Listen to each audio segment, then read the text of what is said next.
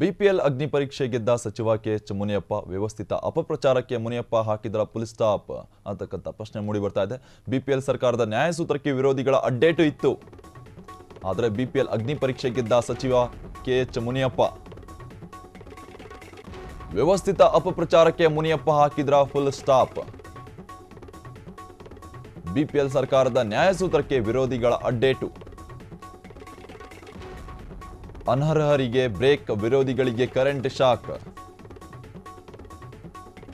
ಮುನಿ master stroke, Siddu ಗ್ಯಾರಂಟಿಗಳಿಗೆ ಜೀವಮಾನ ಸಿಕ್ಕಿರ್ತಕ್ಕಂಥದ್ದು. BPL ಅಗ್ನಿ ಪರೀಕ್ಷೆ ಗೆದ್ದ ಸಚಿವ ಕೆಎಚ್ ಮುನಿಯಪ್ಪ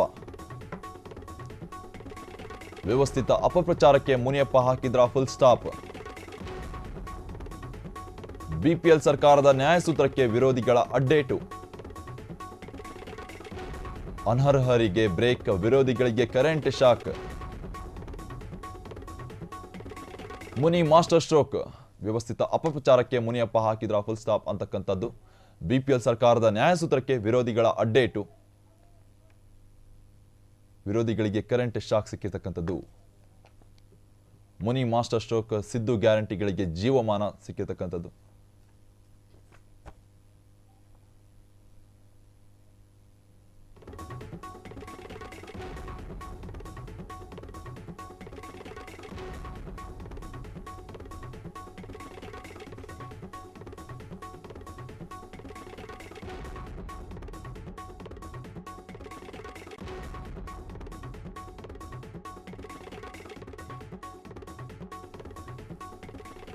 ಸರ್ಕಾರಕ್ಕೆ ಬಿಪಿಎಲ್ ಮಾನದಂಡದ ಮೇಲೆ ಕೋಟ್ಯಾಂತರ ಹಣ. ಇದನ್ನ ಗ್ರಹಿಸಿ ಅನರ್ಹ ಕಾರ್ಡ್ಗಳ ಕತ್ತರಿಗೆ ಮುಂದಾಗಿದ್ದ ಸಚಿವ. ಈ ಮೂಲಕ ಅನಗತ್ಯವಾಗಿ ಪೋಲಾಗುತ್ತಿದ್ದ ಸರ್ಕಾರದ ಹಣ ಸೇಫ್. ಇದೇ ವೇಳೆ ಗ್ಯಾರಂಟಿಗಳಿಗೆ ಹಣ ಹೊಂದಿಸಲು ಸಿದ್ದು ಡಿಕೆ ಪರದಾಟ. ರಾಜ್ಯಾದ್ಯಂತ ಬಡವರಿಗೆ ಅನ್ಯಾಯ ಮಾಡುತ್ತಿದ್ದಾರೆಂಬ ಆರೋಪ ಕೇಳಿಬಂದಿತ್ತು. ಸರ್ಕಾರಕ್ಕೆ ಬಿಪಿಎಲ್ ಮಾನದಂಡದ ಮೇಲೆ ಕೋಟ್ಯಾಂತರ ಹಣ.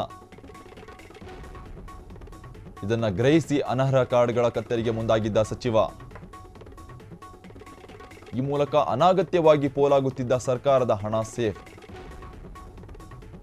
ಇದೇ ವೇಳೆ ಗ್ಯಾರಂಟಿಗಳಿಗೆ ಹಣ ಹೊಂದಿಸಲು ಸಿದ್ದು ಡಿಕೆ ಪರದಾಟ. ರಾಜ್ಯಾದ್ಯಂತ ಬಡವರಿಗೆ ಅನ್ಯಾಯ ಮಾಡುತ್ತಿದ್ದಾರೆಂಬ ಆರೋಪ. ಸರ್ಕಾರಕ್ಕೆ ಬಿಪಿಎಲ್ ಮಾನದಂಡದ ಮೇಲೆ ಕೋಟ್ಯಾಂತರ ಹಣ. ಇದನ್ನ ಗ್ರಹಿಸಿ ಅನರ್ಹ ಕಾರ್ಡ್ಗಳ ಕತ್ತರಿಗೆ ಮುಂದಾಗಿದ್ದ ಸಚಿವ. ರಾಜ್ಯಾದ್ಯಂತ ಬಡವರಿಗೆ ಅನ್ಯಾಯ ಮಾಡುತ್ತಿದ್ದಾರೆಂಬ ಆರೋಪಗಳು ಕೇಳಿಬಂದಿತ್ತು.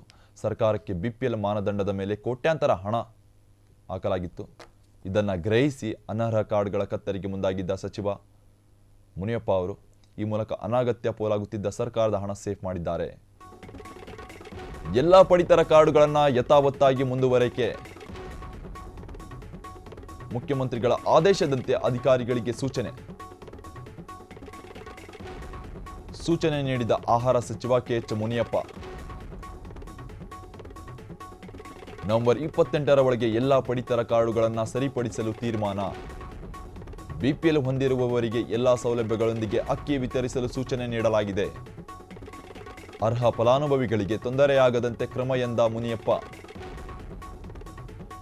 ಎಲ್ಲ ಪಡಿತರ ಕಾರ್ಡುಗಳನ್ನು ಯಥಾವತ್ತಾಗಿ ಮುಂದುವರಿಕೆ. ಮುಖ್ಯಮಂತ್ರಿಗಳ ಆದೇಶದಂತೆ ಅಧಿಕಾರಿಗಳಿಗೆ ಸೂಚನೆ ನೀಡಿದ ಆಹಾರ ಸಚಿವ ಕೆಎಚ್ ಮುನಿಯಪ್ಪ. ನವೆಂಬರ್ 28ರ ಒಳಗೆ ಎಲ್ಲ ಪಡಿತರ ಕಾರ್ಡುಗಳನ್ನು ಸರಿಪಡಿಸಲು ತೀರ್ಮಾನ. ಬಿಪಿಎಲ್ ಹೊಂದಿರುವವರಿಗೆ ಎಲ್ಲ ಸೌಲಭ್ಯಗಳೊಂದಿಗೆ ಅಕ್ಕಿ ವಿತರಿಸಲು ಸೂಚನೆ. ಅರ್ಹ ಫಲಾನುಭವಿಗಳಿಗೆ ಎಲ್ಲ ಅಕ್ಕಿ ವಿತರಿಸಲು ಸೂಚನೆ ಮಾಡಲಾಗಿರ್ತಕ್ಕಂಥದ್ದು. ಮುಖ್ಯಮಂತ್ರಿಗಳ ಆದೇಶದಂತೆ ಅಧಿಕಾರಿಗಳಿಗೆ ಸೂಚನೆ ನೀಡಲಾಗಿದೆ. ಸೂಚನೆ ನೀಡಿದ ಆಹಾರ ಸಚಿವ ಕೆಎಚ್ ಮುನಿಯಪ್ಪ ಅವರು ಕ್ರಮ ಕೈಗೊಂಡಿದ್ದಾರೆ. ನವೆಂಬರ್ 28ರ ಒಳಗೆ ಎಲ್ಲ ಪಡಿತರ ಕಾರ್ಡುಗಳನ್ನು ಸರಿಪಡಿಸಲು ತೀರ್ಮಾನ ಕೂಡ ಮಾಡಿಕೊಳ್ಳಲಾಗಿರ್ತಕ್ಕಂಥದ್ದು. ಅಷ್ಟೇ ಅಲ್ಲ, ಬಿಪಿಎಲ್ ಹೊಂದಿರುವವರಿಗೆ ಎಲ್ಲ ಸೌಲಭ್ಯಗಳನ್ನು ಅಕ್ಕಿ ವಿತರಿಸಲು ಸೂಚನೆ ಕೊಡಲಾಗಿದೆ.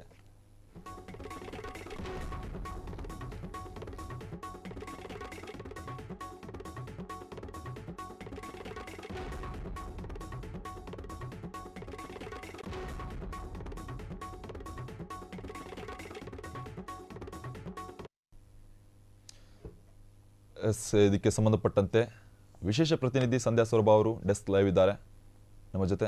ಸಂಧ್ಯಾ ಸೌರಭ, ಇದಕ್ಕೆ ಏನು BPL ಕಾರ್ಡ್ಗೆ ಸಂಬಂಧಪಟ್ಟಂತೆ ಮಹತ್ವದ ಒಂದು ಅಪ್ಡೇಟ್ಗಳು ಸಿಕ್ಕಿರ್ತಕ್ಕಂಥದ್ದು ಏನು ನಡೀತಾ ಇದೆ, ಇದ್ರ ಬಗ್ಗೆ ಹೆಚ್ಚಿನ ಡೀಟೇಲ್ಸ್ ಕೊಡೋದಾದ್ರೆ?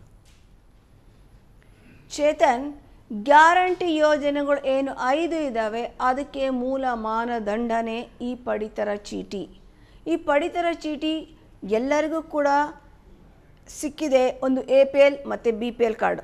BPL ಕಾರ್ಡ್ ಇರೋರಿಗೆ ಮಾತ್ರ ಏನೋ ಅಕ್ಕಿ ಪೂರೈಕೆ ಸೇರಿದಂತೆ ಗ್ಯಾರಂಟಿ ಯೋಜನೆಗಳನ್ನು ನೀಡಬೇಕು ಅನ್ನೋದು ಈಗೀಗ ನಡೀತಿರುವಂಥ ಚಿಂತನೆ. ಆದರೆ ಎಲೆಕ್ಷನ್ಗೂ ಮುಂಚೆ ಯಾವುದೇ ಕಾರ್ಡ್ ಇರಲಿ, ನಾವೆಲ್ಲರಿಗೂ ಕೂಡ ಒಂದು ಕೊಡೋಣ, ಸೌಲಭ್ಯ ಕೊಡೋಣ ಅಂತ ಹೇಳಿದರು.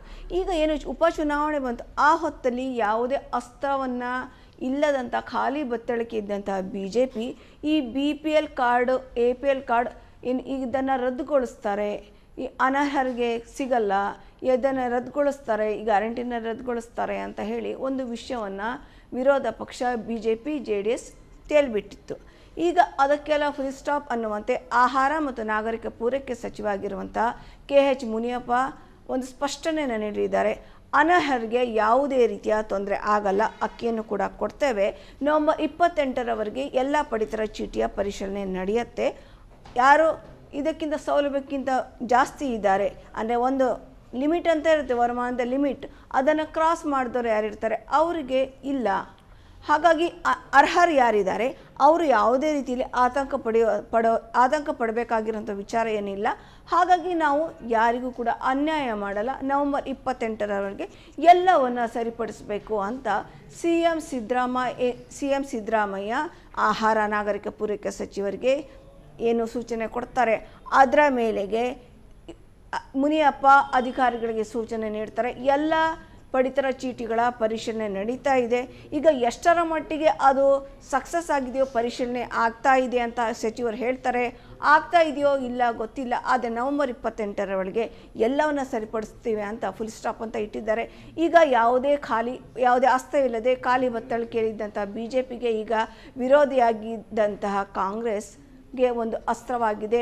ಈಗ ಯಾವುದೋ ಒಂದು ವಿಚಾರ ಇಲ್ಲ, ಹಾಗಾಗಿ ನಾವೊಂದು ಸ್ಪಷ್ಟನೆಯನ್ನು ಕೊಟ್ಬಿಡೋಣ ಅಂತ ಹೇಳಿ ಸ್ಪಷ್ಟನೆಯನ್ನು ಕೊಟ್ಟಿದ್ದಾರೆ. ಅರ್ಹರಿಗೆ ಯಾವುದೇ ರೀತಿಯಲ್ಲಿ ಇದರಿಂದ ತೊಂದರೆ ಆಗಲ್ಲ ಅಂತ ಹೇಳಿದ್ದಾರೆ. ಏನು ಗ್ಯಾರಂಟಿ ಯೋಜನೆಯ ಮೂಲ ಮಾನದಂಡ ಆಗಿದ್ದಂತಹ ಪಡಿತರ ಚೀಟಿ, ಅದರ ಪರಿಶೀಲನೆ ನಡೀತಾ ಇದೆ. ಈ ಹಿಂದೆನೂ ಕೂಡ ಏನು